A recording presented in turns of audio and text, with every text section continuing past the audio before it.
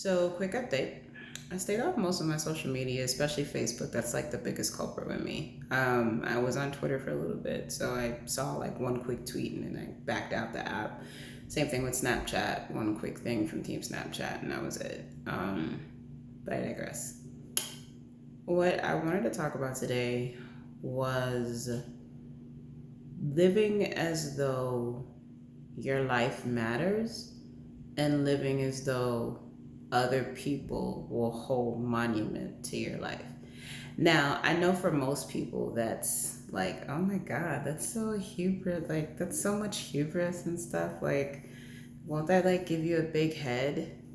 And in some people it can, but in others, it kind of makes you think twice because everything you do has the risk to tarnish your image and tarnish whether or not people are going to want to use you as an example. Like, look at look at Steve Jobs, right?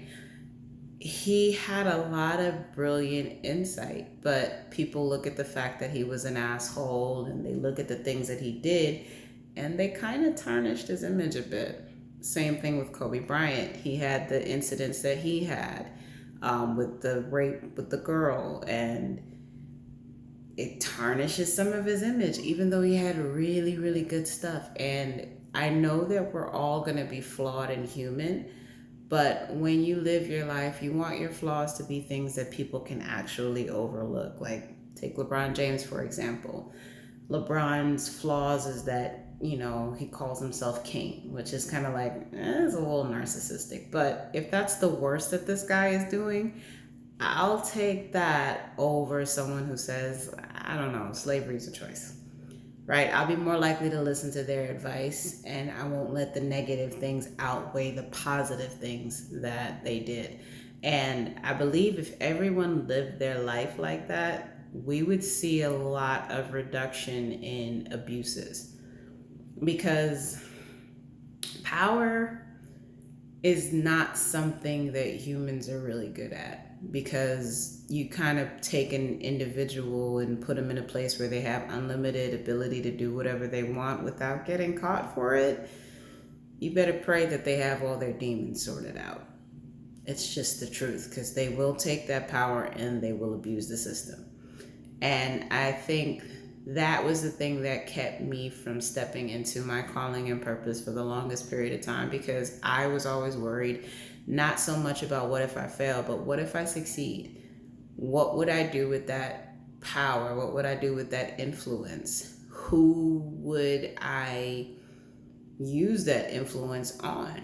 And these are the things that I had to sit down and think about so that I could make responsible choices, because I don't want to be the person that people don't turn to when I have the good answers for that person because of something that I did in my past that wasn't good. So this is also why I've been making peace in my past and admitting to the things that I've done, admitting that I used to be toxic, admitting all of these things and showing my growth and documenting it so that people can see that, yes, I made mistakes. They weren't always big mistakes, but I also atoned for those mistakes and I did the hard work of changing my mental so that I could be a new person rather than defending my position. I actually learned that from Kevin Hart because he had a hiccup with the gay and lesbian community.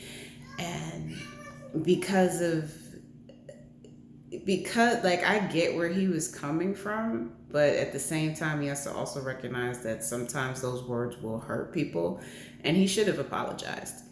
He should have apologized because what he said was, in fact, wrong. I understood the position he was taking, but he also has to understand he's increasing his fan base. And when you increase your fan base, you have to account for the fact that not everybody's going to agree with your previous actions. Now, the only time you shouldn't apologize for your actions is if that aligns with your core value system.